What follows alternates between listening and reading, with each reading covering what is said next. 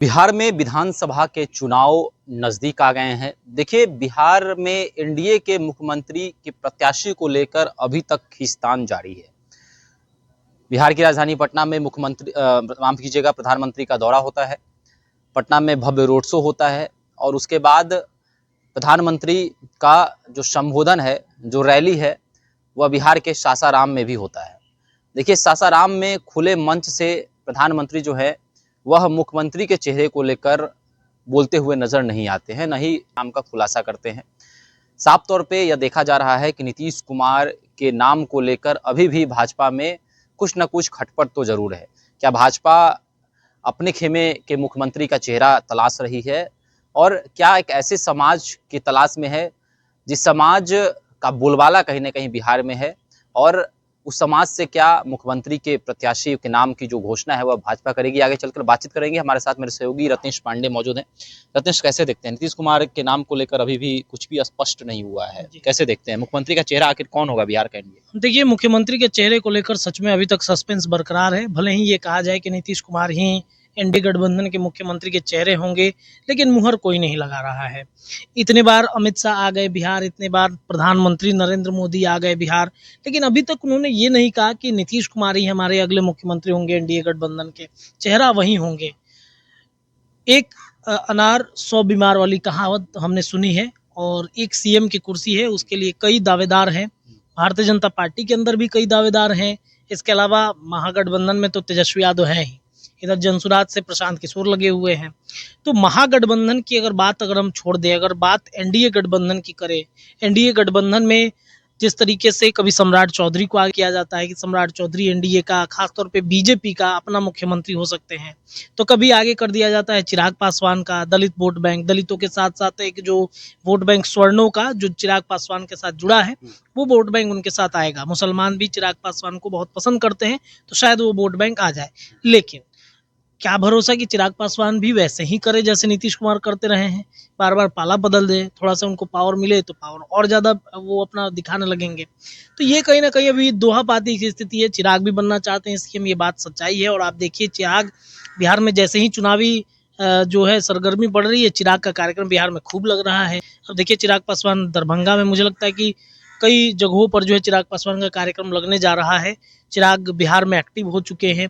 जो लोग ये कह रहे थे कि चिराग बिहार में एक्टिव नहीं है, वो अब चिराग पासवान को बिहार में खूब देखेंगे। तो ये है चिराग पासवान की स्थिति। बीजेपी में कौन बनेगा? बीजेपी हमेशा जो है, हम देखते आए हैं, एक पैटर्न रहा है कि चौंकाने वाला फैसला लेती है। तो बीजेपी किसी चौंकाने वाले चेहरे को आगे कर सकती है, कोई संघ का व्यक्ति हो सकता है, या तो बिहार में देखिए, बिहार में वो पैटर्न नहीं चलता है।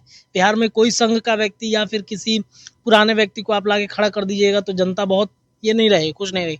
बिहार की जनता ये चाहती है कि जो पॉपुलर चेहरा है, जो जातीय समीकरण को समेट कर रखे, उनको आगे बढ़ाना चाहिए। तो ऐसे में सवाल उठता है कि बीजेपी का अपना मुख्यमंत्री होगा कौन? एक समय था कि सुशील मोदी के बारे में खूब चर्चा होती थी, अब स्वर्गीय हो चुके हैं, वो इस दुनिया में नहीं है। इसके अलावा नित्यानंद राय पर खूब चर्चा होता है। यादव वोट बैंक बीजेपी की जो है, वो आरजेडी की यादव वोट बैंक पर सेंधमारी होती है, करने की कोशिश बीजेपी करती है, लेकिन वो सफलता हासिल नहीं हो सकती है।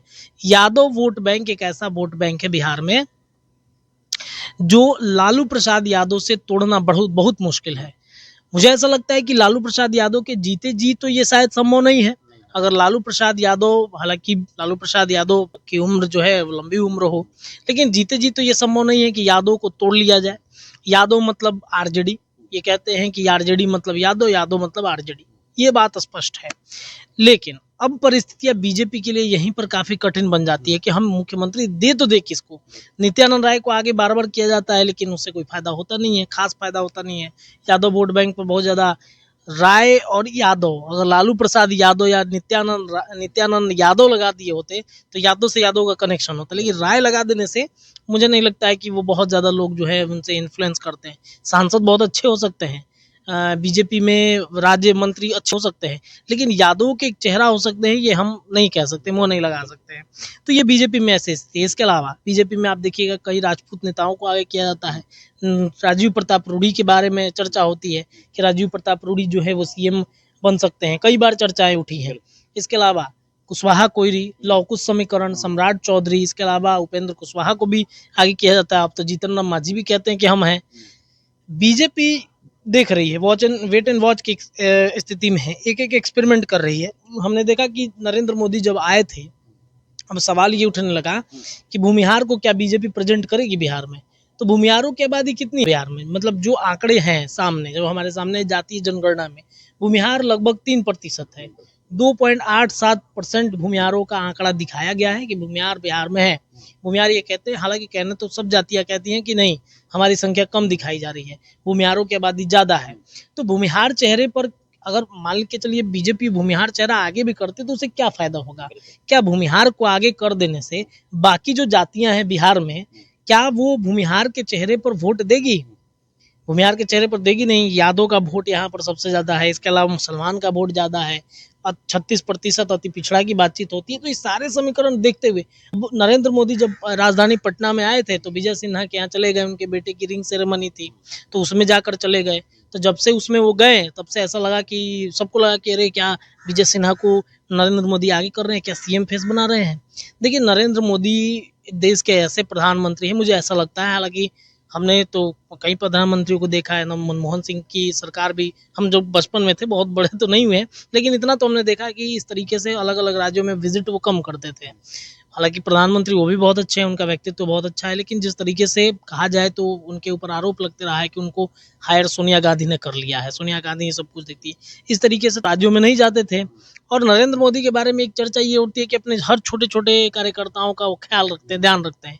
तो वहां से एक संदेश देने की कोशिश की जा रही थी। और विजय सिन्हा के बारे में एक चर्चा उठ रहा था कि सीएम, जो डिप्टी सीएम की कुर्सी है वो भी खतरे में है। तो उन्होंने, वो देखिए, भूमिहार वोट बैंक एक ऐसा वोट बैंक है ना कि बिहार में, कि अपने तो रहेगी ही रहेगी, कई और जातियों को समेट के वो भारतीय जनता पार्टी के वोट बैंक को मजबूत करेगी। भूमिहार एक ऐसी जाति है, मुझे ऐसा लगता है कि अगर उनके लिए आप कर रहे हैं, तो अगर आप उनके लिए 2% भी कर रहे हैं तो वो आपके लिए 100% देने की तैयारी में रहते हैं कि नहीं, हम 100% ही देंगे। और भूमिहारों का जो वोट बैंक है या फिर भूमिहारों का जो व्यक्तित्व है, मुझे ऐसा लगता है कि लॉयलिटी उनके अंदर बहुत ज़्यादा होती है। भूमिहार जो भी होते हैं उनके अंदर लॉयलिटी होती है। अगर नरेंद्र मोदी को उन्होंने देख लिया कि हाँ विजय सिन्हा जी के पास जा रहे हैं, या फिर अनंत सिंह को छुड़ा दिया गया, तो एक वोट बैंक तो जुड़ा है ना। अनंत सिंह के साथ सिर्फ भूमिहारों का वोट नहीं जुड़ा है। अनंत सिंह की देखिए रिहाई, अब उनकी प्रक्रिया चल रही है, एक के बाद एक अलग अलग जो कानून है उसमें बेल मिल रहा है। तो अनंत सिंह के क्या साथ क्या है कि भूमिहार का तो वोट बैंक है ही, राजपूत का भी वोट बैंक है, यादव का भी वोट बैंक है उनके साथ। इसके अलावा कम से कम उनके क्षेत्र में तो है ना जी। और विधानसभा का चुनाव ऐसा चुनाव है कि एक विधानसभा का असर जो है सभी आसपास के क्षेत्रों के विधानसभा पड़ता है। तो इस वजह से आप देखिएगा अनंत सिंह की रिहाई जो है वो होगी। और अनंत सिंह भूमिहार के साथ साथ यादव का वोट बैंक, राजपूत का वोट बैंक, ब्राह्मण का वोट बैंक, इसके अलावा जो कुछ अल्पसंख्यक हैं उनका भी वोट बैंक, वो सभी वोट बैंक को समेटेंगे। और विजय सिन्हा के साथ भी ऐसा ही है कि अगर विजय सिन्हा के पास गया जाते हैं वो, तो हो सकता है कि डिप्टी सीएम की कुर्सी उनकी बरकरार रहे। या फिर ये भी हो सकता है, मैंने तो ये भी सुना है कि कई लोगों को जो है वो इस बार रिटायरमेंट करके कुछ किसी और काम में लगा दिया जाए। बीजेपी ये चर्चा कर रही है कि कुछ लोगों का टिकट काटा जाए, जो पुराने ढर्रे के नेता हो चुके हैं उनको किसी और काम में लगाया जाए। तो हो सकता है विजय सिन्हा को कुछ और बड़ा देना हो। मुख्यमंत्री के पद पर भी देखिए, मुख्यमंत्री हम ये दावा नहीं कह सकते कि मुख्यमंत्री बनाएंगे, क्योंकि 3% अगर वोट बैंक है तो 3% वोट बैंक के साथ कितने वोट बैंक उनके साथ जुड़ेंगे। एक अपनी एक छवि होती है, उस छवि के अनुसार वो जो है वो, जैसे अनंत सिंह के बारे में हम चर्चा कर रहे थे कि अनंत सिंह अपने साथ कई वोट बैंक, लेकिन विजय सिन्हा के साथ क्या जो लौकुश समीकरण है या फिर यादव जो है वो जुटेगा, ये अपने आप में एक बड़ा प्रश्न है। तो हो सकता है कि भूमिहारों के लिए कुछ और प्लान नरेंद्र मोदी करना चाहते हो, या फिर हो सकता है कि जो क्षेत्र का एक असर है भूमिहारों का, मान के चलिए उस जिस क्षेत्र से आते हैं, मोकामा और आसपास के तमाम जो क्षेत्र है, उस क्षेत्र पर विजय सिन्हा के मार्फत वोट बैंक को पकड़ा जाए। क्योंकि बीजेपी इस बार किसी भी कीमत पर अपनी सरकार बनाना चाहती है और अपना मुख्यमंत्री वो देना चाहती है। वो जरूरी नहीं कि विजय सिन्हा ही हो, वो जरूरी नहीं कि सम्राट चौधरी हो, वो जरूरी नहीं कि नित्यानंद राय ही हो, कोई ऐसा भी व्यक्ति हो सकता है, या फिर जरूरी ये भी है कि इन तीनों में से कोई एक ही हो सकता है।